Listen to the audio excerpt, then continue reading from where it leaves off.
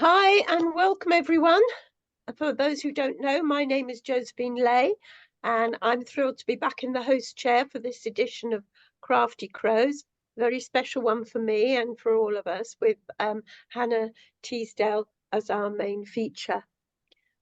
Just before we start, a few basic housekeeping notes. Please can you mute for each poet as they read? You can unmute and clap after they've read. That's perfect. This event is being recorded, so only share poems that you're happy with, because otherwise they will count as being published. Open mic poets, please keep to your 3-minute slot. We've got loads of open mics tonight, so that would be really helpful. Please use the chat to share your comments on people's poetry, your bios, books and events that are upcoming. The GPS is a volunteer-led society, so please spare a donation if you can. The price of a cup of coffee or a piece of cake would be wonderful. And you can also consider joining the GPS. And if you become a friendship member, there is a joining fee, but it gives you many perks that come with it. Okay, so having said all that, I'll start everything off with a poem. Now, I don't know whether people know, but Helen Ivory has got several women poets together, and she's doing an online workshops with a coven. So I've joined a coven. Fabulous. So I wrote this poem at one of the workshops. And what I love about it is the women who are subversive. So they're not all out there, you know, protesting, but underneath, you never know what's happening. This is called Eating Words. You throw harsh words like grenades that explode in my brain. You have a large arsenal. Your passing salvo, bloody witch, burns. I sit all afternoon, writing your name on pieces of white paper, and beneath I write bloody witch. I crumple each piece into a ball, toss it into the fire to flame till there is a heap of ash. This I collect, these tiny fragments of burnt writing, and grind them all into a fine powder. In the kitchen, I prepare to make bread. I tip the ash in with the flour, saying over and over again, I will make you eat your words. I will make you eat your words. I will make you eat your words. Okay, and now we will go on to our first open micer. Welcome, Michael Sindler.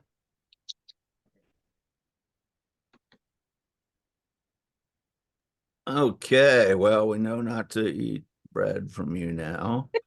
But that's okay. We like you anyway. I'm trying.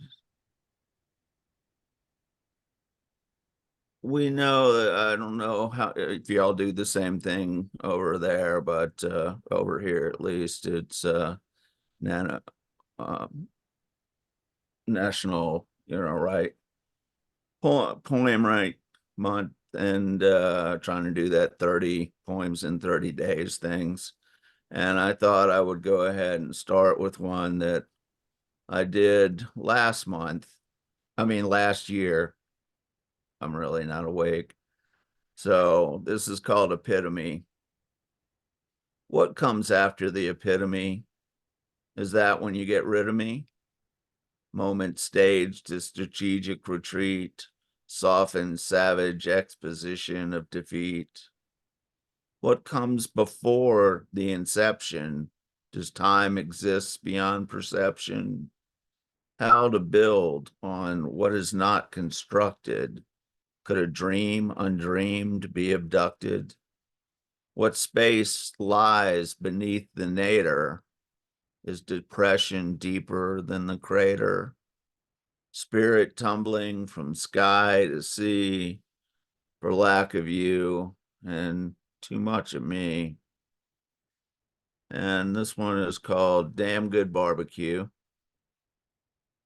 We didn't drink the Kool-Aid, but we drank a lot of mushroom tea and ate a lot of damn good barbecue and ran laughing through the streets day and night. We danced and played and fucked and drank and slept wherever the spirit beamed and whenever we careened, and all too often with whoever was in the other half of the dream. We could have built a house from stems and seeds. We could have lived inside harmonies, but too much of a good thing will always end by crashing in rundown Victorians on a long string of shotgun shacks, making installations out of knickknacks and detritus that led to lots of nothing, which was perfect when you think about it. Sometimes even making art that literally flew away. It might have been nice to take a picture, but it doesn't matter anyway. It was all about the moment we let go. I'm going to do one more short one, and it's called Blue World.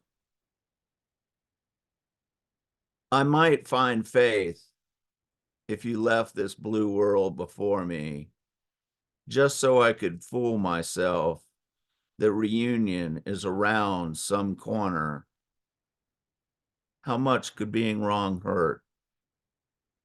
Okay, thank y'all. Thank you, Michael. That was wonderful. Please unmute and give a big round of applause for Michael Tindler. 3 brilliant poems there. Love it. Nicely written and nicely done. Woo! What a joy of heart. A good start, a really good start. Thank you, Michael. Okay, next up we have Doc Janning. Welcome, Doc. Thank you. It's been a while since I've been with you folks, and much has happened. My first book is in publication. Its title is Before Today, Beyond Tomorrow. I'll be throwing the information into the chat.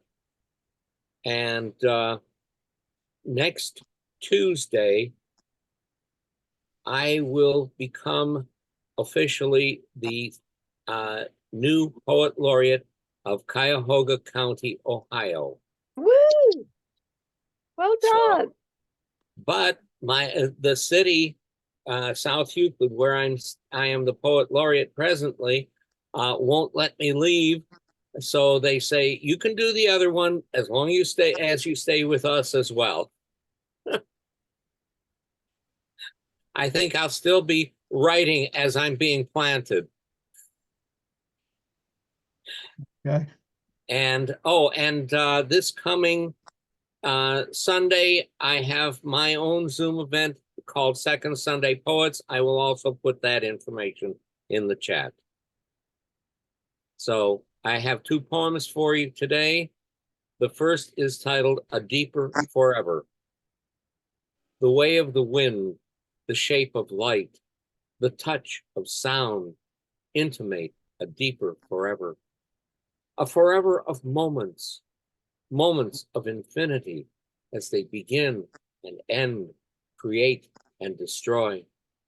Moments of existence, reflections of energy, cloaked in thoughts of life and echoes of being. Existence is becoming in each moment of change.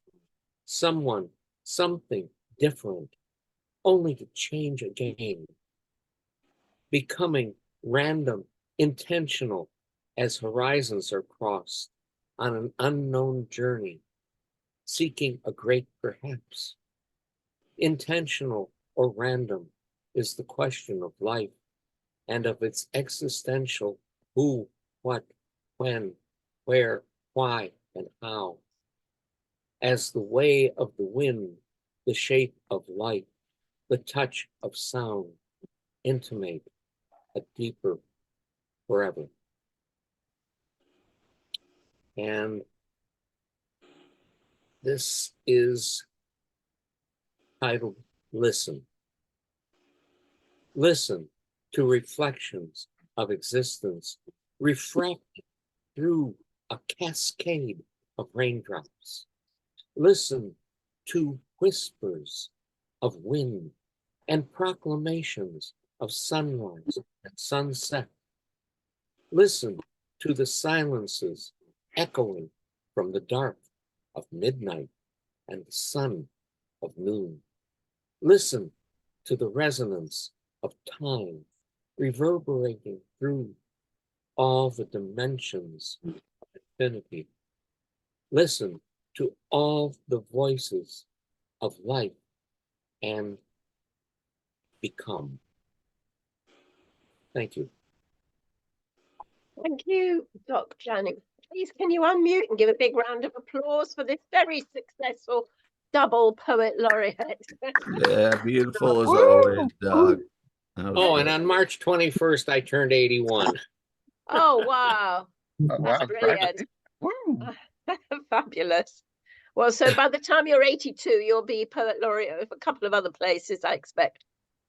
Oh, I'm saying next year, the state of Ohio. The year after that, the United States. And then I'll take over the world. You will. Thank you so much. Thank you so much. I just realized I hadn't said the order for the open mics. I'm just going to say now, the next one up is Chris Hemingway, then it's Chaucer Cameron, Brian Franco, Graham Brand, Ed Poetess, oh, I can't pronounce that bit, so Eddie Foreman, and Belinda River. So that's the next lot of poets. So from now on, we will go straight on to Chris Hemingway, please. Welcome. Thank you. Hello. So I'm going to go. This is I think this is a pamphlet. It's only actually got 5 poems in it, so I'm not sure what the word is for a pamphlet with 5 poems. It might be an EP. That's how I think of it, anyway. First one is called Troubled TV Detective. BBC 4 Saturday night. Troubled TV detective. I walk the windswept dunes, pace round darkened rooms for you. In most countries, my words are subtitled, which is useful, as so are my thoughts, scraping below the surface, the picture behind the picture, the whisper that's darker than the scream. I'm not the kind of guy you want to sit opposite at the station Christmas meal. Yet now I'm partnered with Andy Miller, the organiser, the sweepstake organiser. He grins between gulps of his jelly bean mochaccino. Cheer up, he says, it may never happen. I grimace as strings scratch the air. It already has, 20 years ago when I first joined the force. I look round and he started whistling. What next? Dayglow frisbees at my driftwood retreat? I turn 60 later this year. Will they decorate the doors and walls with photographs from my past? They don't want to do that. They really don't want to do that. Thank you. And the second one, this might need a bit of assumed or previous knowledge of Catch-22 by Joseph Heller, but it may not. It's called Maybe He Was Caught Already. Isarian is still there at the airbase. It's been a while. He's acquired objects over the months. They're not home comforts or collector's items. They're the kind of things that only get to be souvenirs when no one bothers to throw them away.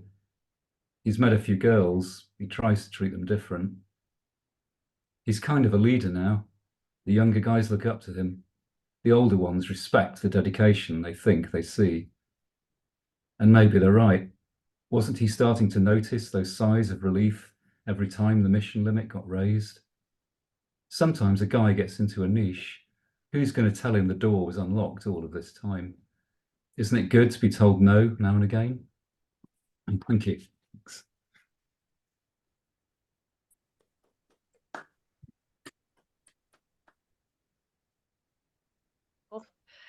Thank you, Chris. That was wonderful. Chris Hemingway. And yeah, I've never heard of a 5-poem pamphlet. A pamphlet.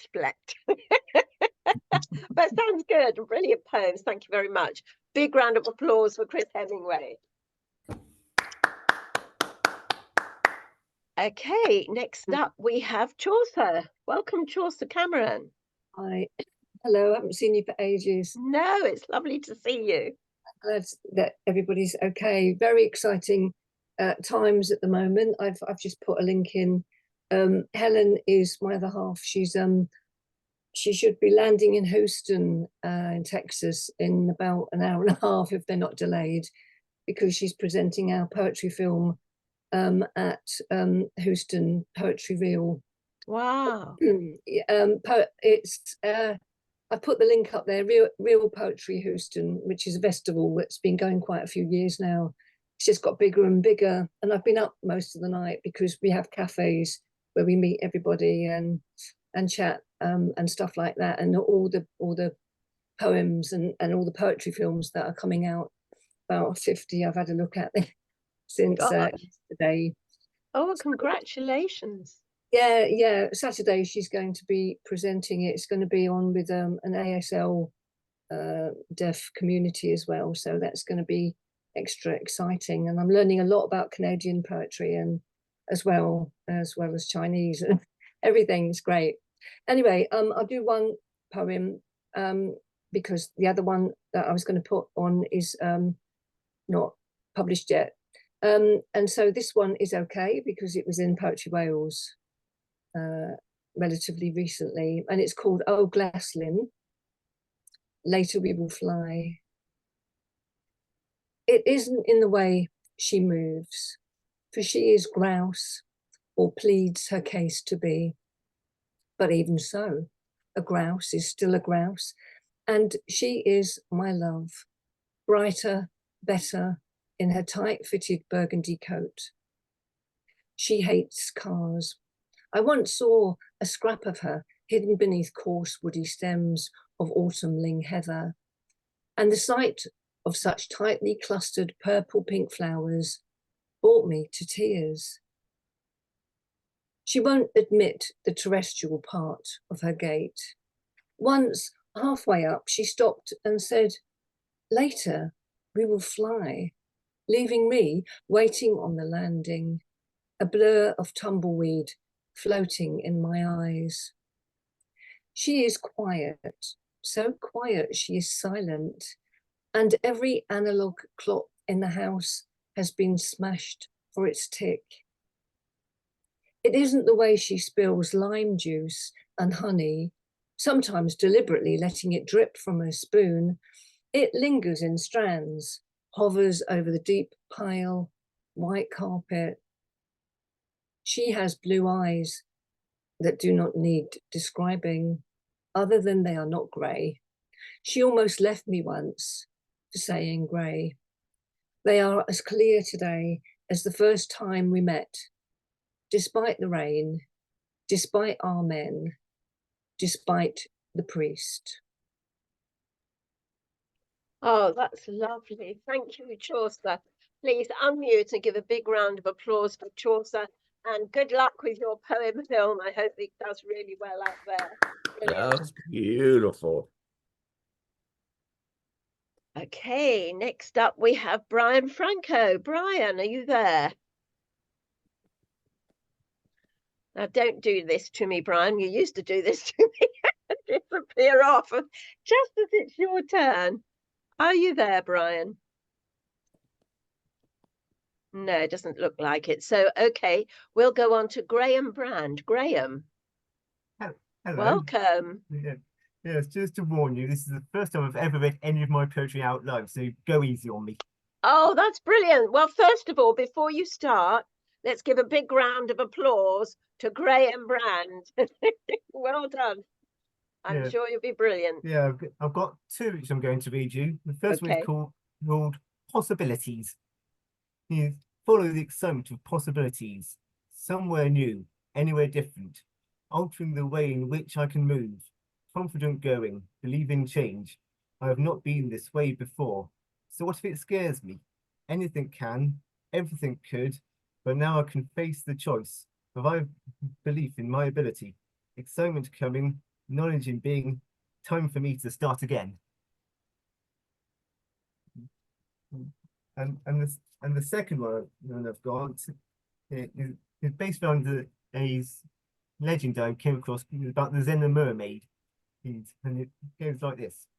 Listening to the Zen mermaid, is she calling for me?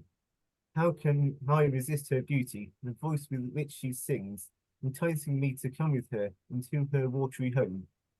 Powerless I am to stop myself when faced with such attraction. The mermaid voice that sings so sweetly, calling out to me again. She is a vision without compare, with emerald eyes and golden hair. The Zen mermaid calls me.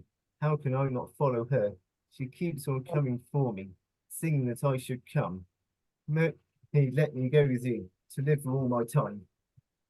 Oh, that's brilliant, Graham. Fabulous. Do look on the chat. You've got some nice comments about being congratulations for the first time. You did exceedingly well, and I hope that isn't the only time we'll hear you again. Please unmute and give a brilliant round of applause for Graham. Yeah, please Well come done. back. Yeah, that's great. Okay, Brian, are you there yet? Brian Franco? Yes, I am here. I'm sorry. Woo, goody, goody. Okay, welcome. Haven't heard from you for ages. So it's your turn for your poem, please. Well, thank you so much, Josephine. I have two that should fit in the 3-minute slot. The first, these were both Natural Poetry Month things that I've already done. The first is Bird in Hand. I was sitting on the porch swing on a breezy early spring day. A chickadee emerged from a shrub onto the railing, hopping on its feet the way chickadees do. It turned toward me and sang a tiny song. I opened my hand to it. It hopped on board and proceeded to bite my thumb. Then it flew upward and bit my nose. Then it landed on the porch railing and proclaimed, "How dare you build your house where my family has lived for generations? Of course, I did not build the house. I bought it used." But he flew off before I could defend myself. Next was Hometown. My hometown is not a city or town. The word home connotates a place of safety. I think the only hometown I've ever known is my mother's womb. Of course, I have no memories of the womb. Then there are places my family lived. The cities are different from the houses. The houses are more like wombs I entered and exited while living in the cities we lived in. As I have aged, home also was the people who were my friends and chosen family.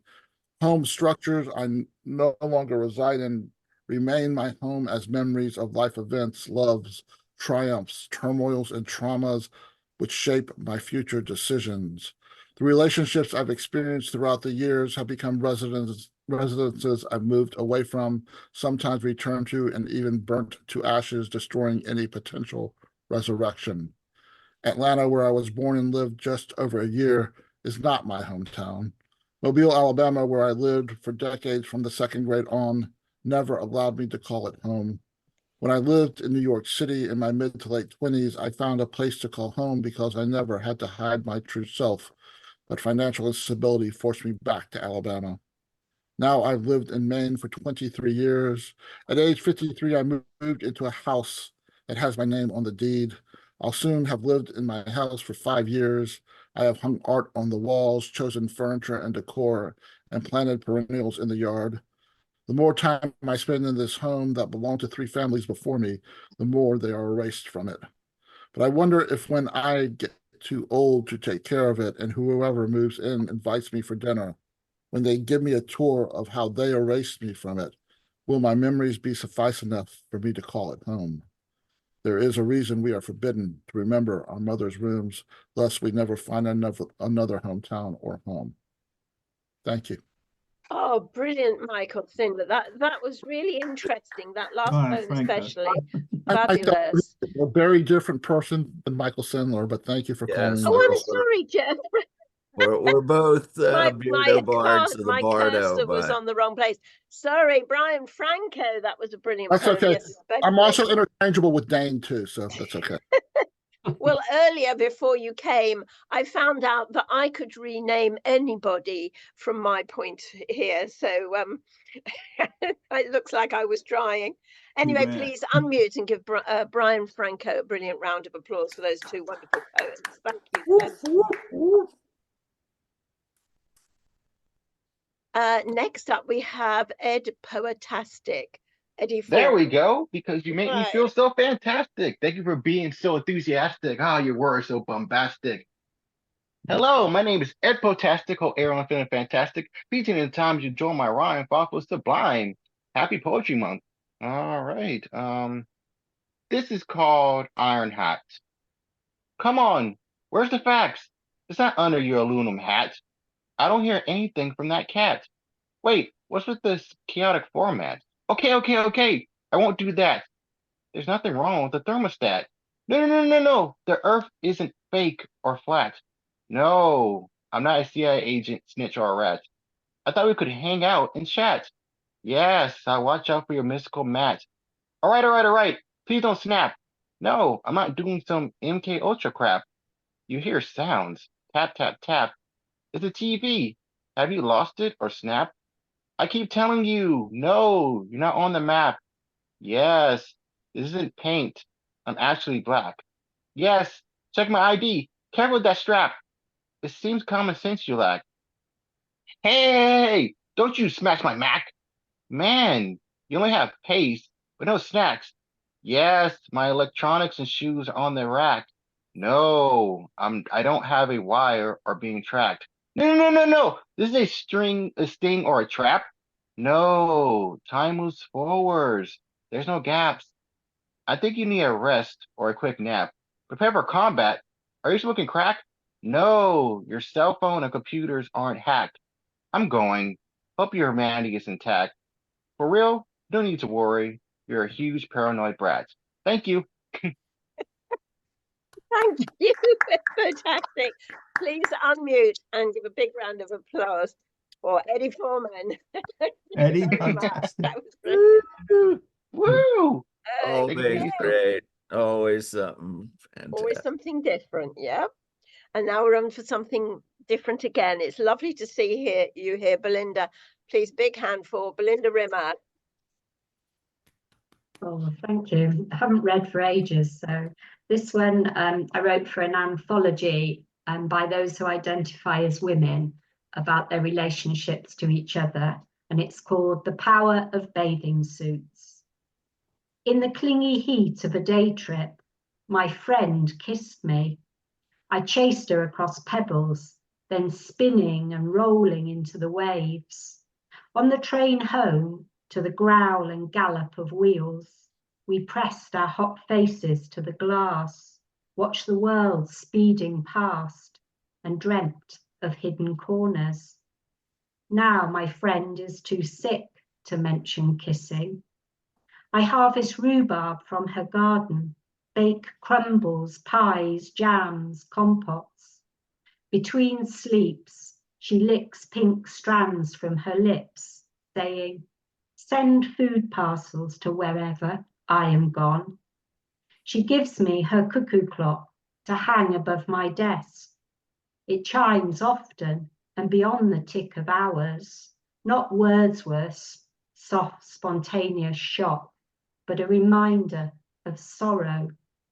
I can recite it back, pitch perfect, me cuckooing into the still air. And my second poem is called Saturdays at the Piccadilly. Sudden and loud, sharp-edged, of glass, of knives, of fingernails, boys, twitchy, tasting of aftershave, broken chairs, each other, they grow scars. I haunted the dance floor, rock your baby, always the last to leave, to slip on a coat and go home, along Kingfisher Drive, the sky spinning. If my hair held the memory of smoke, I'd wear a ponytail to school, sit at the back of class. This was 1970s Swindon. when someone daubed slag on the chip shop wall. I didn't yet know how a word could take a body down. Thank you. Oh, wow. Thank you, Belinda. I didn't yet know how a word could take a body down. What a fabulous last line. Please unmute and give a brilliant round of applause for Belinda Rimmer. I love this. Yeah, beautiful. Yeah, brilliant poetry. Okay, right. And now we've come to a wonderful part of the event. It gives me great pleasure to introduce Hannah Teasdale. We've worked together for quite a bit and I've thoroughly enjoyed every minute. Hannah Teasdale is currently a poetry and short fiction workshop facilitator in Cambridge Schools and volunteers at the Ely Museum. She has had 2 plays professionally produced for theatre. This led to publications and recordings of her short stories for A Word in Your Ear, an audio-radio broadcast company.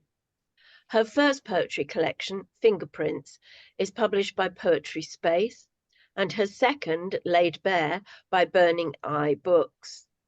Her poem, Lessons for Lovers of Poets, was selected for an anthology, The Best Poetry in the World, with Burning Eye Books, and the poem Best Intentions for the Lunar Poetry Podcast Series.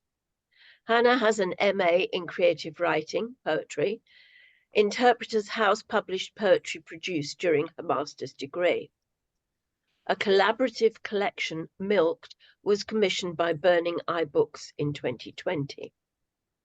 She hosted an established Bristol Poetry Night from 2018 to 2019, has appeared on local radio, and is often asked to perform at charity events in the UK.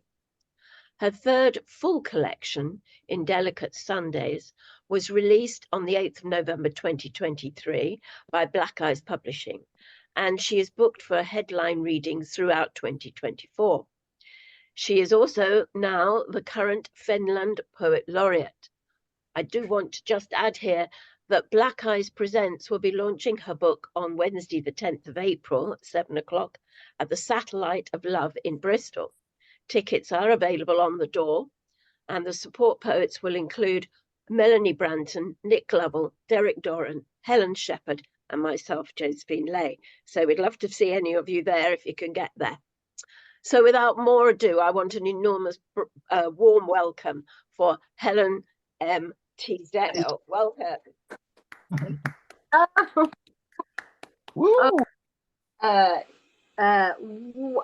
Josephine, honestly. Okay, so thank you for having me. There is no doubt about the fact, and it is a fact, that my third collection, In Delicate Sundays, would not have been published without Josephine. I couldn't ask for a better publisher, editor, just amazing support. And it only feels right, particularly as there are a few Americans among us this evening, that I'm going to read The Portrait of Lorena Bobbitt, because it was this poem that I entered into the Gloucestershire poetry competition. It didn't win. It definitely didn't win, but it was enough to capture the interest of Black Eyes Publishing. And then I just was relentless with, oh, you need to see more of my stuff. So, but also because we have a few Americans here, and I've been to the States and I've done some work and I love the States. So I've completely changed my set tonight. But I do want to first of all share with you the portrait of Lorena Bobbitt. It is late July. Josephine told me about this. She said that I had to either read from the screen and read from the book. So it is late July. A thunderstorm breaks respite from an airless night.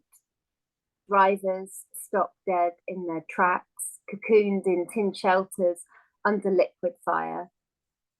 I watch from the open window and offer my palms to the blackened skies, wash my skin of its filthy day.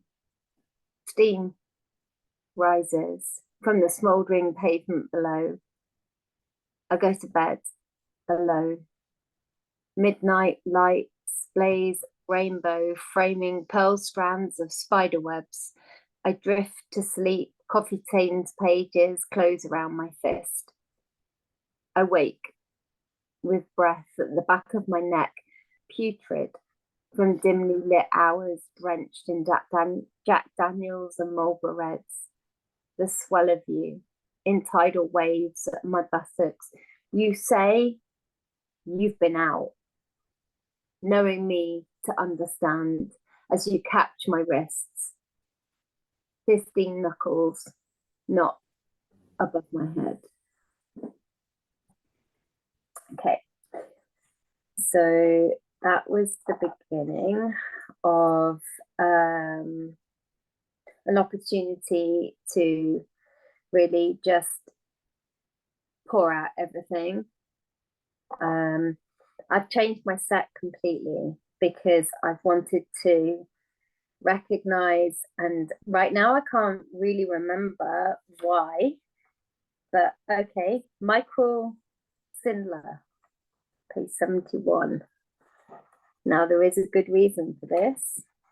Okay, I've even written it there in the book for Michael as I was listening, because I do feel that it's really, really important when you are privileged enough to be able to share your stuff, to actually reflect upon the unbelievably talented open micers and go, yeah, oh my God, that's why I do this. That is why I write these words. So I hope you don't take offense, Michael Sindler, but for whatever reason, I chose to write to read this evening. Behind closed doors. I will pet you with the mirrored indifference I flirt with next door's cat.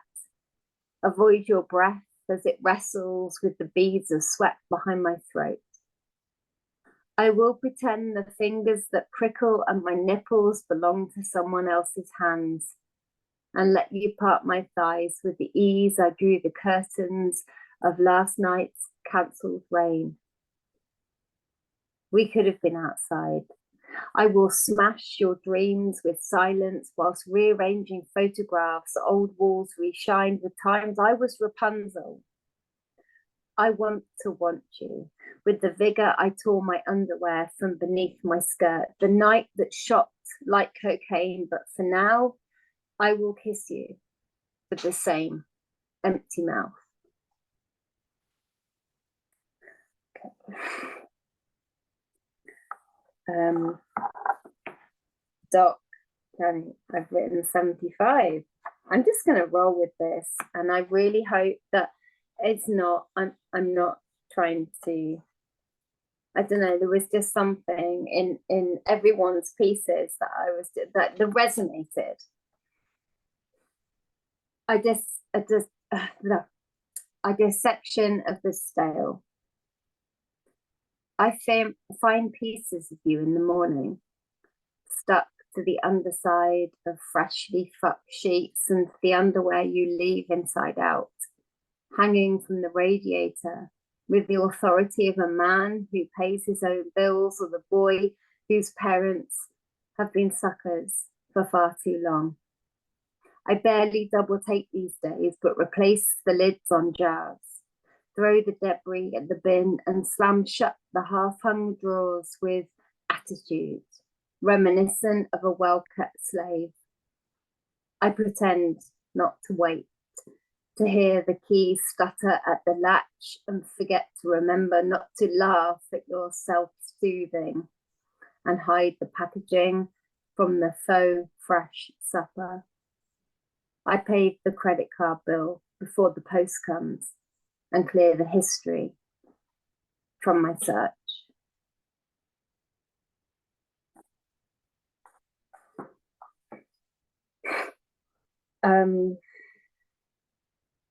Yeah, my stuff isn't really that easy to listen to, but pressing on. From my first collection, I'm going to read Brittle Bones. The way in which I came into this tonight was trying to be brave enough actually to read the pieces that have not got the accolades, that have not been my, I'll go on an open mic and I'll just do this. They're probably the ones that really, for me, have the sharpest bite. So apologies if I'm kind of stumbling over them, because yeah, they're not easy. They're not easy. Right.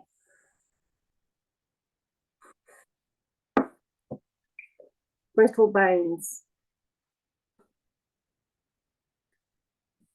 She leaves like she's never been lonely, with the bones of graves and eyes like sensitive teeth. She speaks with words that echo a dawn crow, breaking through the night silence of the unknown. A sunset falls on the way I found her, brittle as blackened caramel. She snaps us into two. My breath makes her retch like blue cheese. She complains I've let myself go. Complacent in my garden of Eden, I've helped myself to far too much. Each word I speak feels fresh, yet reminds her of everything she's heard years ago as a child. Not in a good way, she adds, like duck livers on French toast. I loved in times when she searched 1,000 excuses for solitude, her sour milk upon cracked lips, hair between our fingers so fine it breaks upon an autumn breeze, wisps catching across furrowed brows. I nurtured a gratitude that flowered with every new spring, a blooming celebration of mutual needs. She craves different seasons, Sahara heat or Moscow cold, not the endless drizzle from the apologetic skies she's found. Time is running out for catching breaks in the weather. Her bones tire of aching for another skin, cracking under the weight of the forecast she suffers. Her umbrella's broken, though she won't tell me how.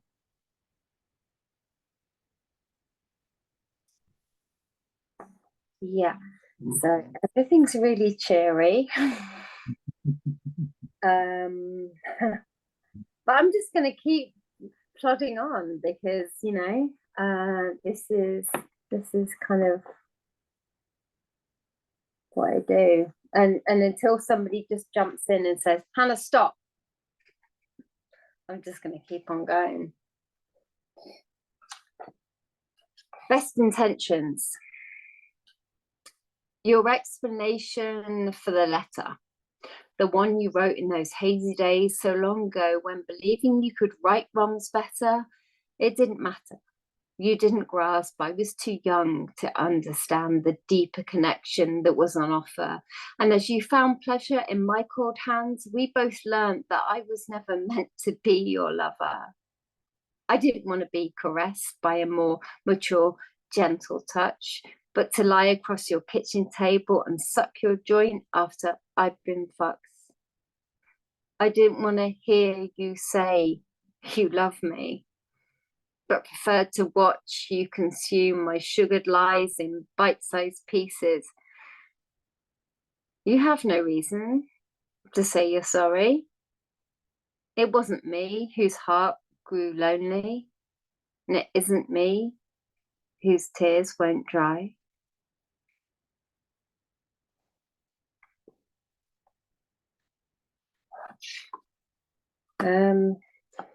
Josephine, help. Sorry. No, it's just, do you want more of my awful, depressing stuff? We want more. Whatever it is, we want more. Okay, I tell you what, I'm going to take myself out of myself, and yeah. So like, I've won this. This is like Fender I don't really know what to do with it apart from I mean, it's show it off. I could do some. Okay, so okay, so right, okay, cool. As part of the whole that thing, right? I had to write a poem. And Josephine helped me along the way with that, no doubt about it. And yeah, this is the uncoupling, and it was inspired by my winter sightings of the migrated swans to the fields of Fenland. I don't even think it's a thing that British people will just go, oh yeah, I know that thing, when you're driving down an A road and there are thousands of swans on the field. It's not a thing. It is not a thing. I was like, what is going on? I still don't know what is going on, but for whatever reason, and I think it's probably because around Cambridgeshire, the land is very rich, but only for animals. Not, it's not worth anything to human beings in there, whatever. So yeah, okay. So this was my poem, and it's called The Uncoupling. And it's about a swan who's just lost his mate, and therefore his life, life partner. I cannot hear her through the interjection of wildlife and traffic. I tread on the damp hope of finding less barren land where in our hundreds we winter gather. But even in this light whisper of dark, I cannot see. The moon, our gift, has turned its back on me. No sanctuary, no space left in its wisp of crescent. I am blind to life without her. It is I who should provide, but already I am nothing without her side of reason. I miss her hiss of protection when others young come on weekends, stand too close to the edge with offerings of stale bread, tantrums, melting ice cream, and good intention. The air smells more of spoiled crops than open waters. Perhaps the icy fingers have lost her discretion. The wind blows in the wrong direction. The cold refuses not to rise. A hint of presence in the murk. Spiderweb traces are all I find. I wish, for once, to feel her sharp beak bite. Wow. Awesome. There is one thing. Did I do Lorena? I did Lorena. There's just one more, if it's okay, if I've got time. Yep. One more, brilliant. Yeah, so it's, I don't know if you saw on Facebook, but I was like going for the B-sides thing, and okay, this is for someone, he's not here this evening, but his opinion means a lot to me. This is called Untouched. The day folds itself in half, then half again. Clouds knit themselves together, squeezing the final blues from sight. Gloom blossoms in bruised greys beneath her eyes, and in the rest of the two crimson slits, her miserable wound of a mouth. I watch the drops spatter from different sources and cling to the closeness in the air that hangs in drapes between us. The window remains untouched. Small reflections quiver like pond life. She has nothing lovely to say. Later, I open the box and it comes to me in a flurry of pieces, remnants of that closed fist punch of land, cufflinks, badges, a grandfather's wristwatch, clocking hard-eyed streets where winter choked in miles of plastic shoes and propositions.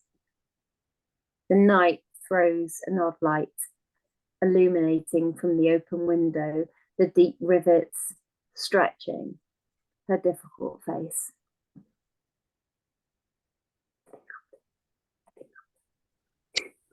Wow.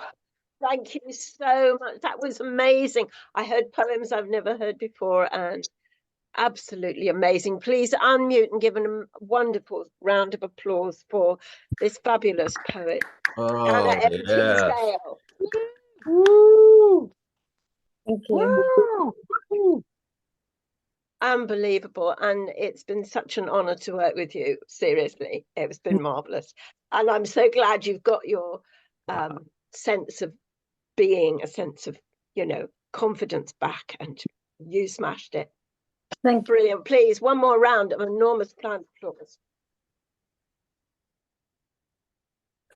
Woo! Right. Well, after that, really, seriously, all we can do is have a break and a breathe. Because there is so much to unravel and take in and think about your poetry. Please, can you put your book details on the chat? If you can't, Peter will for you. Okay. Because this collection, seriously, not just because Black Eyes has done it, but this collection is really worth reading. So please get hold of a copy. And now we'll wind up, and it is 8 o'clock exactly. Perfect timing, Hannah. We get back in what, 10 minutes, Jason? Yeah, 5 or 10, that's fine, yeah. Right. So if we stop recording now, and we'll be back in 10 minutes. Welcome back, everyone. I hope you've got your breath back after that amazing set from Hannah. We'll have another big round of applause for her in a minute. I've actually needed a sherry to get my feet back on the ground. Thank you, Hannah. So I'm going to do 2 poems, which is unusual, but before I do, I just got to do a couple of announcements. The next Crafty Crows is the 1st of May. Gosh, May Day, Crafty Crows. Are we going to come sort of all dressed with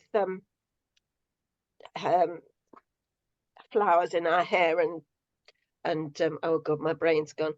I mean, maypoles in the background, that's the one. So that day, it's going to be Frank McMahon, who's here, I think, with us.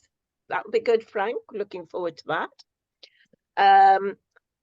The Open Poetry Competition, the Gloucestershire Poetry Competition, which is run by Black Eyes in conjunction.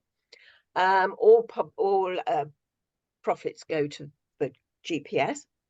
That is open for entries from the 1st of May. Helen Ivory is our main judge. So please think about your, it's an open one, so any subject, but yes, send in your poems. That would be brilliant. And on the 6th of June, we will have JLM Morton as our feature poet. So that's looking good. I'm looking forward to the next couple of Crafty Crows. Okay.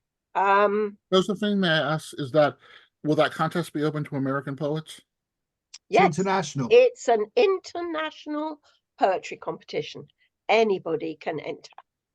So look forward to that. So please do. Actually, I think I'm right in saying, aren't I, Peter, that the lady who won the competition last year was in Germany, was it? It was based in Germany, and the person that came second or third was from Los Angeles. There you go. So, yes, all the more merrier. Pass it round. Right, this one is a little poem just for Hannah. There was me trying to write something equivalent to what she can. It's poor second, but I just couldn't get rid of this line that came into my mind. And it's called Because My Body Lusted. Because my body lusted, I was caught like a fly in the amber of a beautiful brooch, with a clasp as sharp as a pin. This would later pierce the skin of my desire.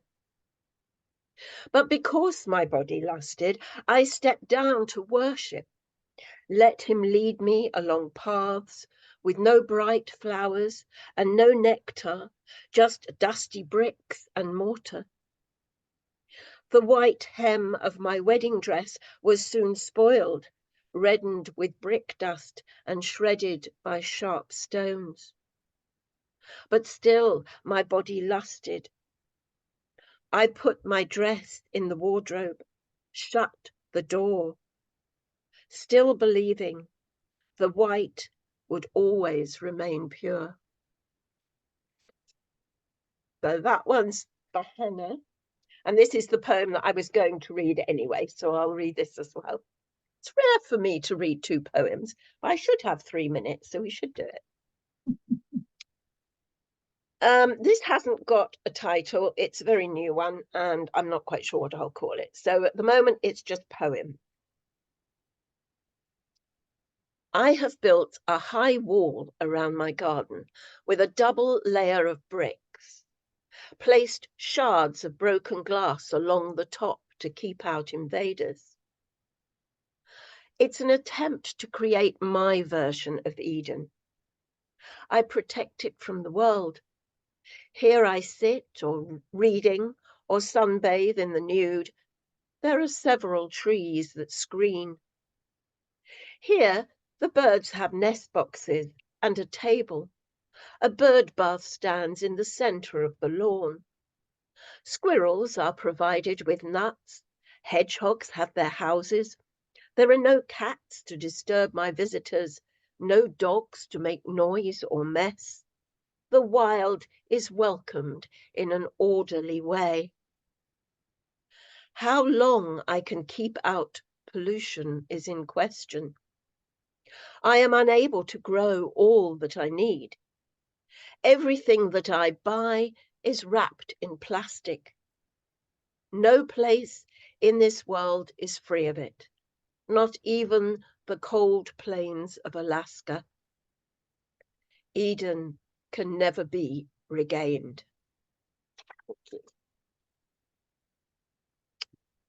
Okay, so now we go back. I've got a couple of titles. I'm not going to talk about them on here in case I look like an idiot, but... What, you have a title for the last one? Yeah, I've got a couple of ideas. Okay, we can say it, go on. Or you can send them to me. Yeah, I think okay. I think that one. Yeah. Okay, and you can send any comments as well. Yeah. Leave that bit out. Change that. Right, yeah, brilliant. Love it. Okay. Right. Let's go back. So we're starting our open mic again. We will begin with Frank McMahon, then Sheila Aldous, Leslie Constable, Martin Del Toro, Dane Ince, Stephen Waters, Naima Chamchun, Jason Conway, Gerald Kells, and finish off with the wonderful Kate Jenkinson. Okay, so we have a reserve list. I forgot. Ashley Edge. Yes, I've just updated the running list, second half, because Leslie have I missed it? Make it. That's all right. Okay, sorry about that. Yes, so it's Frank McMahon, Sheila Aldous, Dane Ince, Stephen Waters, Naima Chamchun, Jason Conway, Gerald Kells, Kate Jenkinson, Ashley Edge, and Mercedes Duggar? Yeah. You said she was, all right, okay, that's lovely. Okay then. So let's, without ado, welcome Frank, our next feature for next month. So welcome Frank McMahon. Thank you. And I shall be reading some of my new book, The Light Will Always Return, which will have been launched 2 weeks today. So I'm going to read one from that just as a bit of a taster and hope it doesn't put you off. So it's a tribute poem about my father. Call of Duty. Who would see that crossing as exotic?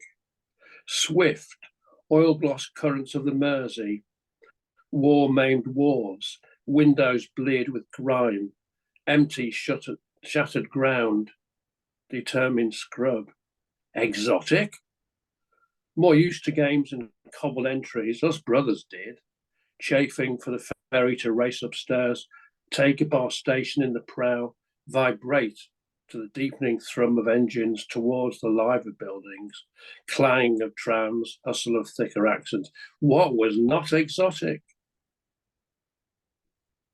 Seaworthy. To make sure the ship will be through every turbulent ocean, safe from human error. I understand it better now, his work, something like, will this child be safe at home?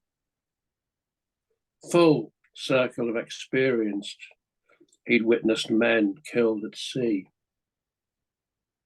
This was our father's daily journey. Nothing exotic. Other words are needed. Dutiful, conscientious, impelled.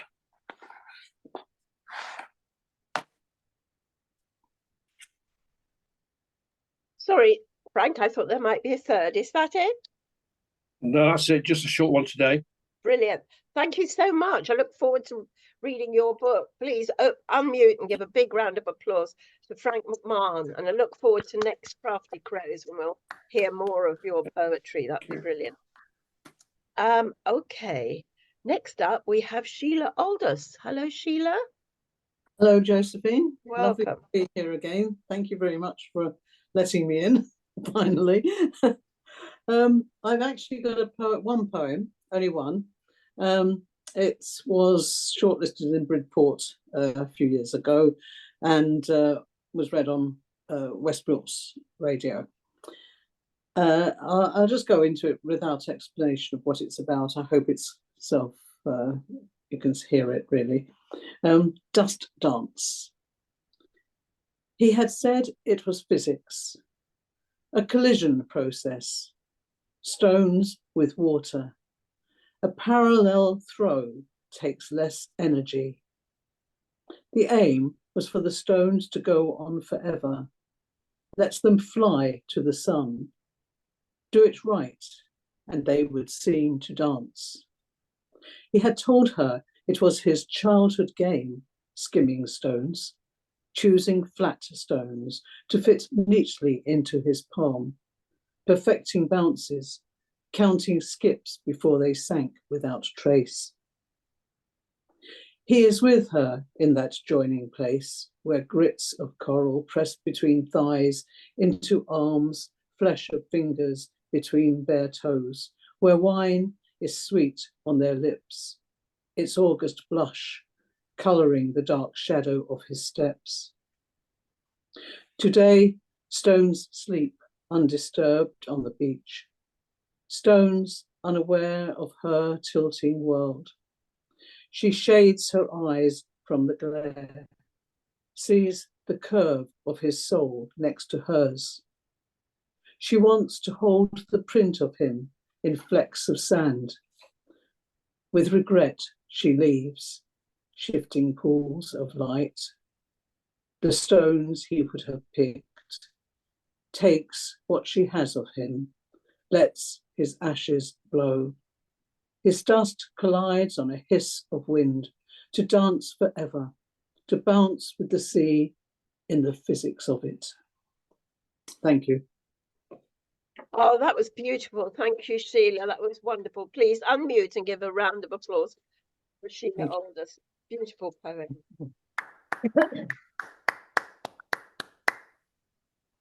Okay, next up we have Dane Ince. Welcome, Dane. Hi, thank you. Oh, wait, let's see here. What am I doing? All this technology. I'd like to share the screen with this recent work. It's called Morning Talk with my partner, Mercedes Duggar. The Emerald Goddess, faces, life worn, still lovely, sitting here seaside, fresh hearts journey to new days, butterflies stir hurricanes. Your eyes, like cold fire, speak wordlessly to my soul. Alone in my room, something stirs deep within me, forgotten feelings awake. Love tango, shall we? I reach out to hold your hand, sand tingles summer, goddess, mother of all gods, witness this act of courage. Fascinating man, so different from the rest. Morning light floods in. Love means risk, but then again, nothing ventured, nothing gained.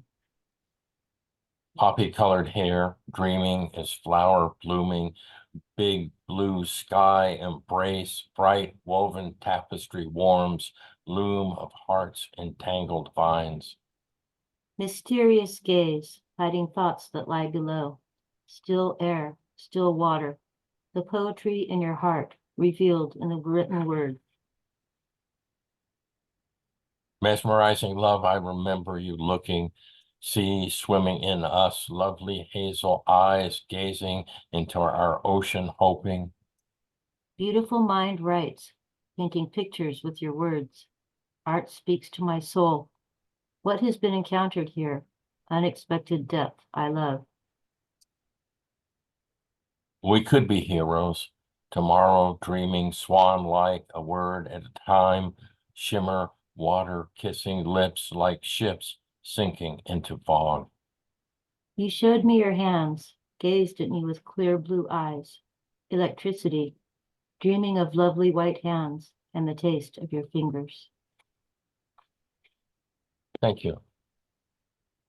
I will put the information in the chat about this. And also, I'd like to mention that I'm starting a new venture on Saturday mornings, San Francisco time. It'll be in UK evening called Saturday Literary Salon. And what we'll be doing is having 3 featured artists reading from their books and discussing, and then followed by an open mic. So thank you, Josephine and Peter and all the wonderful poets, and particularly the feature today. This has really been a very wonderful affair. Thank you so much. Thank you, Dane. Well, all success with your new ventures, and that was lovely poetry. Thank you. And thank Mercedes Duggar as well. That was brilliant. Please, round of applause for Dane Ince. Okay, we go on to Stephen Waters. Stephen, welcome. Hello, good evening, everyone. My name's Stephen. My preferred genre of poetry is something that's called comic monologue. Something that had its heyday of popularity in the post-war years with Mariette Edgar and Stanley Holloway and lots of famous people like that. But I've kind of brought it up into the modern day. and it makes heavy use of rhyming couplets. So this poem that I'm going to do for you tonight is one that is absolutely based on a true story, and it's called On Me Nose.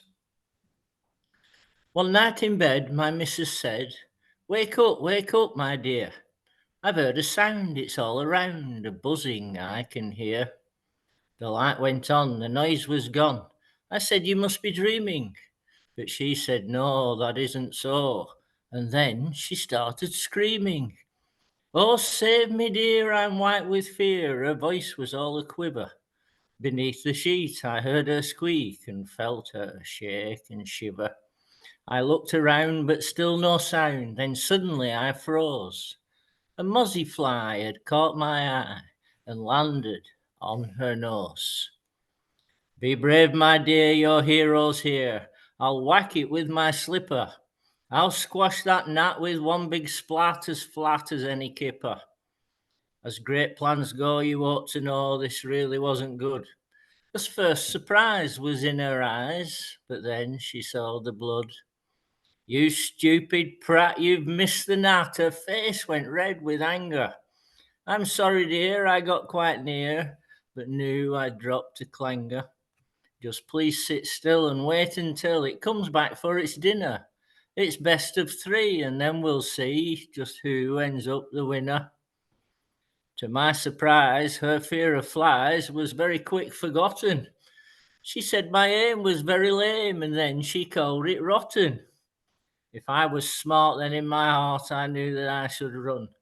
As out of bed she jumped and said, I'll show you how it's done. She reached her hand onto the stand and grabbed Lord Archer's book. To my dismay, it came my way, and though I tried to duck, her aim was true, and straight it flew, that hefty book of prose. Hit me full square. Yes, you've guessed where. It landed on me nose. Thank you. That was lovely. Thank you, Stephen. Please unmute and give a brilliant round of applause. That was really funny and very good. Thank you. Well, thank you very much for inviting me. I've enjoyed this evening. Hope to see you again. Right, next up we have Naima Shamshoon. Welcome, Naima.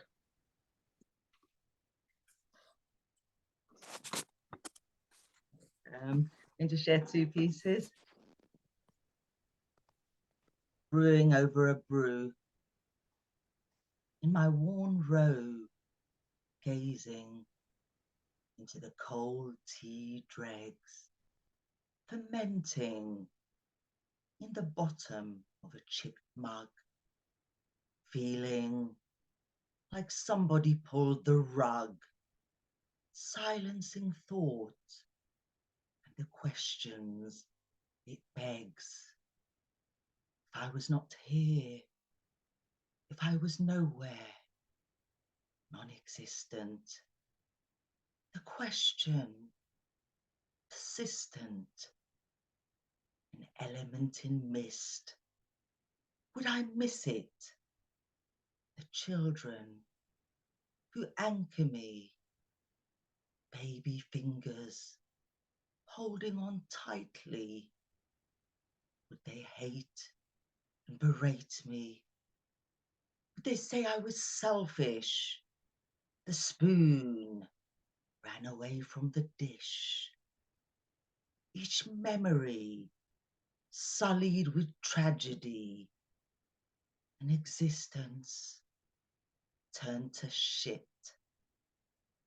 The parents who outlive the child, could they forgive the ultimate sin, masking grief as they push out their chin, stumbling on without a crutch?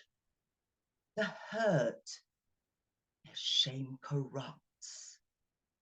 My name loved and reviled, absently gulping cold dishwater sips, comforted by the TV's lulling noise, the chicanery solitude employs.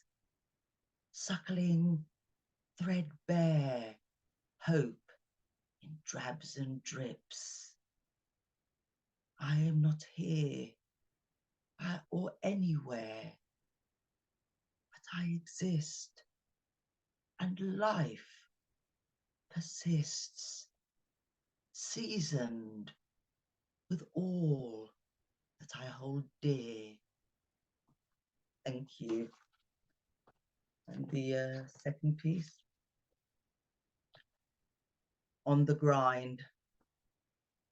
Dressed in the threads of adulthood, forging the bonds that bind together in troubled times, when you can't see past the wood, harvesting and investing, delayed gratification, grafting out of your station, consume time without digesting, dreams of someday.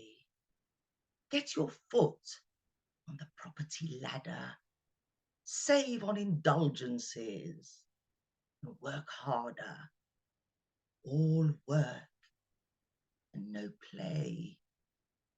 Put in the hours to rise, a promotion or bonus for Jack, greasing the cogs to pick up the slack, strangled by the tie that ties.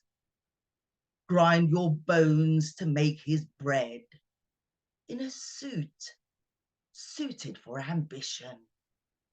Silence, mental health's attrition. There is no success for the dead. Sacrifice for the future. Feather your pension to cushion the blow. Retire abroad in a rustic chateau. Eiderdown for the stupor. A partner to shoulder the burden. A mortgage to swallow your labour. Life's force fueling the conveyor. Together, picking out curtains. Thank you. Brilliant. Thank you, Naima. That was brilliant. I particularly like the second one. Very good. Please unmute and give a big round of applause for Naima Shumtu. Next up, we have our very own Jason Conway. Thank you, Josephine. Okay, I've got one poem to share with you this evening, which was highly commended in Yaffle's Nest, What We Inherit from Water competition that was announced a few days ago. After swimming in the Lido, Father, I thought of you leaving. Neurons fire in a white waving mesh on a light blue floor as praying hands search for the dry sun, and glass is blown in amorphic sculptures which rise, then vanish as if they never were, recalled in bubbles inside my mind. Under the surface, all is muted and yet in constant change, of pattern, shade, movement, and the dance of light as spheres of breath ascend. Feet kick, hands push, bodies glide, and minds focus on the immediacy of motion from wall through water to wall. Fingers and tones sense water's flow as hair undulates to its cool stroke of silver rhythm, and I rock like a baby in a weightless cradle, as though sway is a meditation to regress to the womb of a world within a world, where existence was simple and snug, with no pain, fear, cry or gasp. But this place is like the cycle of birth to death, and all that is in between is flux, filled with the bond of air and heat, and I wish for more time here to watch our time that shifts before us. I will only remember you as alive through many ripples, as my eyes pool and bring the memory of your presence to my skin, and I will wave to you through infinite waters. Thank you. That was beautiful. Thank you, Jason. That's wonderful. As though sway is a meditation. I love that line. Thank you so much. Everybody unmute and give Jason a big round of applause. Woo! Amazing. Wonderful. Okay. Oh, I've lost my list. I've lost my list. Hang on. I need my list. Gerald. Okay. Next up is Gerald Curls. Welcome, Gerald. Yeah, you froze there. So thank you for welcoming me. I didn't hear it. I'm sure I did. I'm going to do 2 poems. The first one, do we have any indicate if you're a fan of the Czech surrealist writer Franz Kafka? Any of those? Well, that does help. But what you have to also know about this poem is that on December the 19th, I contacted BT to ask to update my broadband because it's going out of contract on the 19th of December, and I wrote this poem on the 17th of March. All you need to know. And then I asked the famous Czech writer, who was still unknown to the wider world, what he intended to write. And he looked over his absinthe and said, "It will be a dark story, which involves a lone individual who gets embroiled in a bureaucracy so intractable he can never escape the coils of its tentacles, which tighten every time he thinks he has loosened them." And I said, "That sounds good. Where did you get the inspiration from?" "My day job, of course." And I said, "What is that?" "Oh, I work for BT Customer Services." "How will it begin?" I asked. "One day," he said, "Gregor Samsa asked to upgrade to full fibre broadband." So that's my poem, The Famous Czech Writer, in honour of our wonderful people. Anyway, the other one. So I looked up. I wanted an Easter poem, and I put Easter in to my poems on the computer, and this one came up, and I forgot the poem. I don't know if you ever have this where you've forgotten you've written a poem and you suddenly come across it and think, "Oh, that's all right." Well, this one was written in Easter 2023. And I say that's important because you probably will think I wrote this last weekend, but I didn't. I wrote this in Easter 2023. And it's just called Easter Sunday. Waking up on Easter Sunday, crack of light and the first bird at the bird feeder, turning towards my shroud pillow, frowning. The final few days returning like car horns. It's been so peaceful without the adulation, the for and against tourist palms round Temple Mount, the jeering police, asking if I'm a Palestinian, perhaps. I didn't expect to wake from my intermission. Touch my lips, and the acid wine is still there. Touch my side, and the spike from the waiting settler still jabs into my disjointed arm. I click it back in place. I must get up, command the stone to move, put on the kettle and wait for it to boil. Pretend to be a gardener, perhaps. In an hour or so, I will walk back through the checkpoint. Emmaus, has been flattened on the Gaza Strip. There is a yawning chasm since Good Friday, I think, as I wind up the shroud I borrowed from the cold cathedral vaults. It is Easter Sunday, and I forgot to buy chocolate for the Easter egg hunt. Will God forgive me? Keep working for peace, guys. Thank you.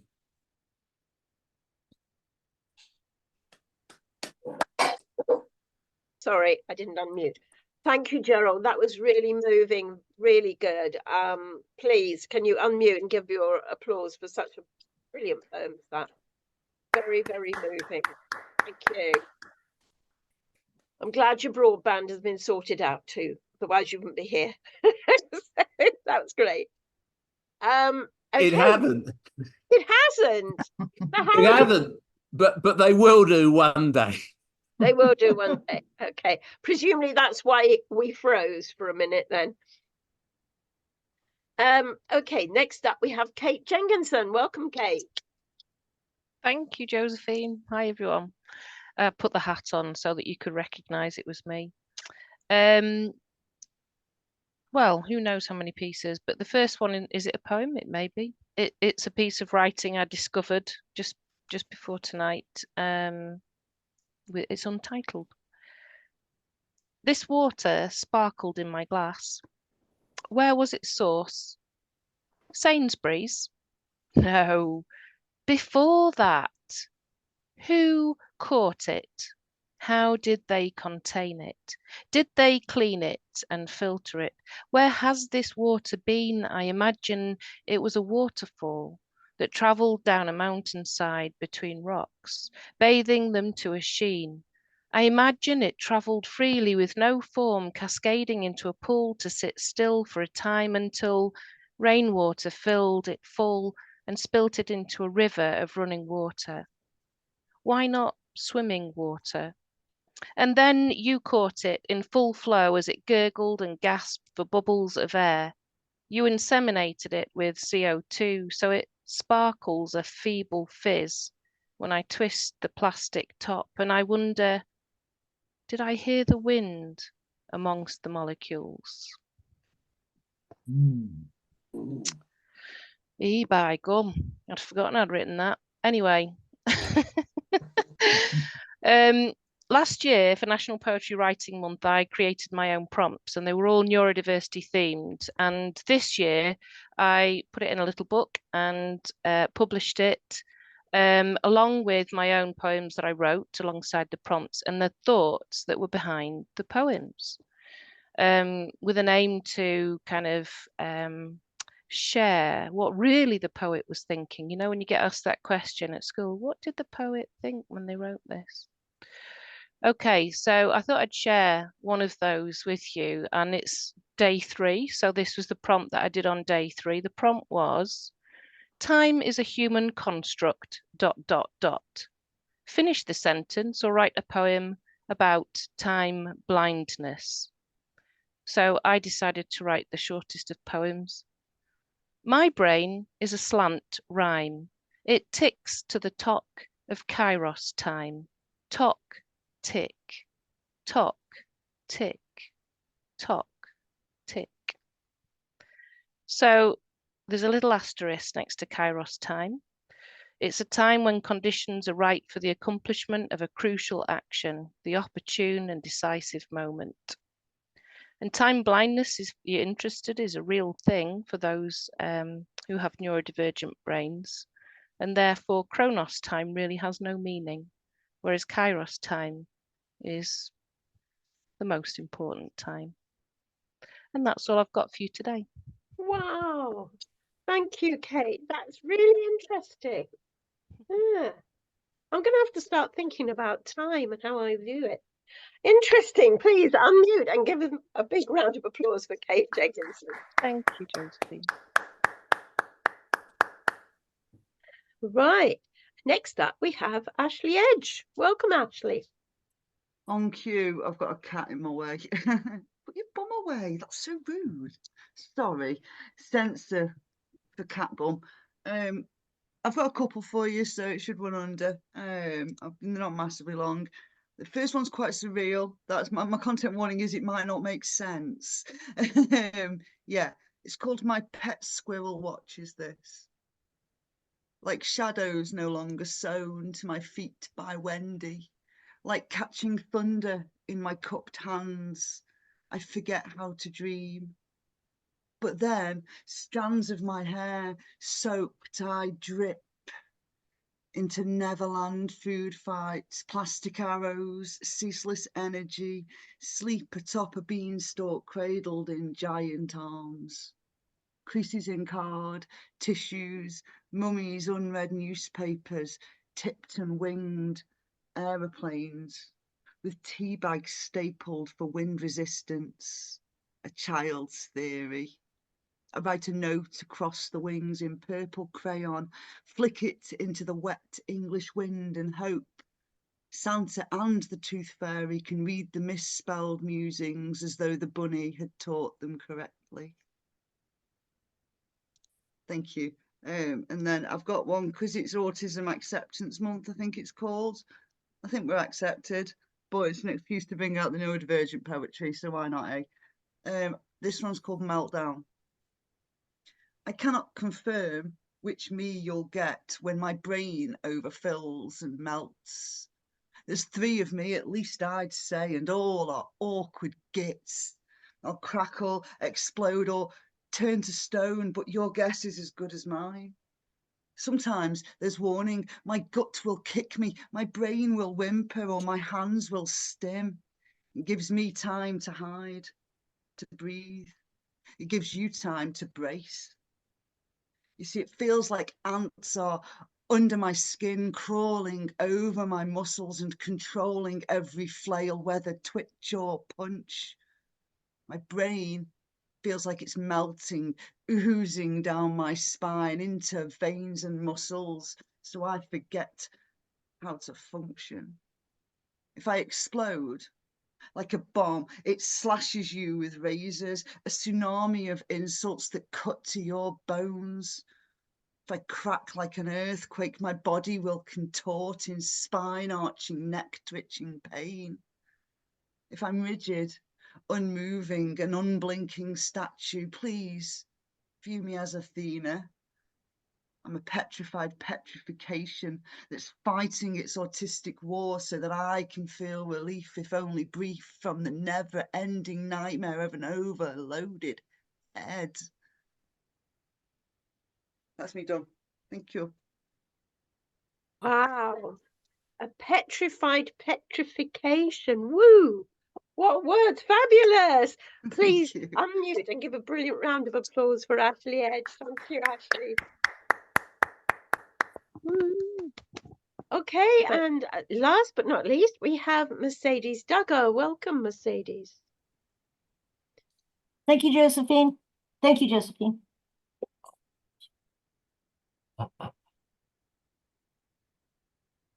You've muted yourself, Mercedes. Sorry.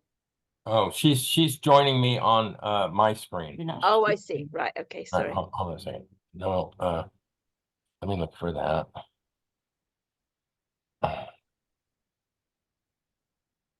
Where is it?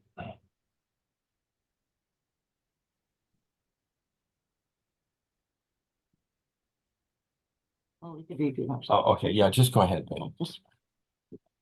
All right. You first.